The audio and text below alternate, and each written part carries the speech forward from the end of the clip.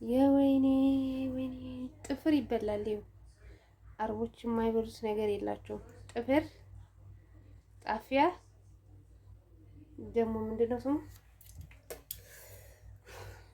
ምን በቃ ቆዳ ራሱ ይበላሉ። ይሄ ደግሞ ውጤ ነው ምናምን የሚባለው ስጋ ላይ የሚገኘው እሱኛ ሀገር ምን ጥሎ ቆርጠን እሱም ይበላል ተጠብሶ። ኧረ ወይኔ! ኧረ ከምን ጋር ነው ያለ ነው? በስመ አብ ወወልድ ወመንፈስ ቅዱስ። ኧረ እምዬ ሀገር ኢትዮጵያ